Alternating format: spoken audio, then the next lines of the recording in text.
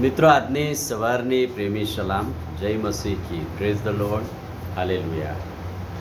આપણે ગઈકાલથી ખ્રિસ્ત ખડક પથ્થર ઉદ્ધારનાર છે એ વચન પર પ્રભુનું મનન કરીએ છીએ.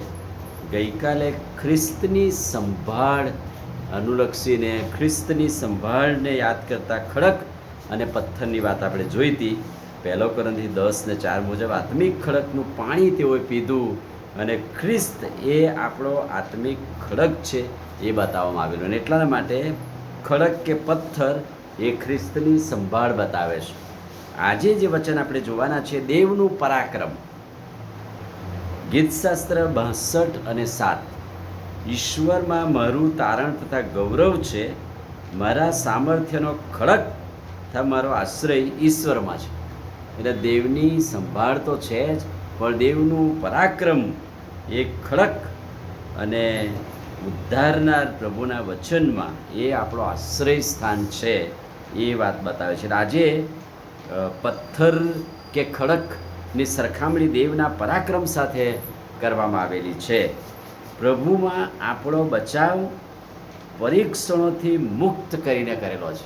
એટલે કે જે ખડક અને આપણો આશ્રય છે, આપણું સામર્થ્ય છે, એમાં આપણો જે બચાવ છે અને પરીક્ષણોથી મુક્ત કરીને આપણો બચાવ છે. ઈશ્વરમાં દેવનું પરાક્રમ આપણી સાથે. આપણું મૂલ્ય, સન્માન બંને ગૌરવવંતું છે અને એ સીધું ઈશ્વર તરફથી છે.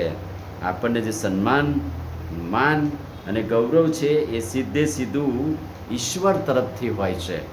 બીજી વાત, એ જ સાચો શક્તિશાળી ખડક છે. ઈશ્વરનું, દેવનું જે પરાક્રમ છે એ દેવ સાચો શક્તિશાળી ખડક છે અને એ જ આપણો આશ્રય સ્થાન છે. બધું જ સંભાળીને લાગે ત્યારે ખ્રિસ્ત એક સરળ અને કાયમી પાયા તરીકે આપણી સાથે છે. મુશ્કેલીઓ, તકલીફો, પરીક્ષણોની વચ્ચે એક ખડક પાયા તરીકે ખ્રિસ્ત આપણી સાથે રહે છે. એટલે દેવનું પરાક્રમ સદા આપણી સાથે છે. ઈશ્વરમાં આપણું જે સામર્થ્ય કે સ્થાન છે તે એક સુરક્ષિત, રક્ષણ કરનાર અને શાંતિમય કહેવામાં આવે છે. એટલે કે ખ્રિસ્ત જે ખડક કે આપણો ઉદ્ધારનાર છે, મારો ઉદ્ધારનાર એ મારો મહિમા છે, એ ઈશ્વર પર આધારિત છે. જે મારો શક્તિશાળી ખડક અને મારો આશ્રય છે એ દેવનું સામર્થ્ય છે. દેવનું સામર્થ્ય એ જ મારો શક્તિશાળી ખડક અને મારો આશ્રય છે. એનો અર્થ એ થયો, ઈશ્વરનું પરાક્રમ એ બધી જ સુરક્ષા સાથે આધ્યાત્મિક ઉદ્ધાર, પ્રતિષ્ઠા, માન, મહિમા, સન્માન બધું જ ઈશ્વર આપણો ખડક બનીને વિશ્વાસથી આપણને પ્રાપ્ત કરાવે છે, આપે છે. એટલે આજનું જે વચન છે, ગીતશાસ્ત્ર 62 અને 7, ઈશ્વરમાં મારું તારણ તથા ગૌરવ છે, મારા સામર્થ્યનો ખડક તથા મારો આશ્રય ઈશ્વરમાં છે. એટલે કે દેવનું પરાક્રમ એ ખડક અને મારો તારનાર છે એ ઈશ્વરમાં છે. આમીન.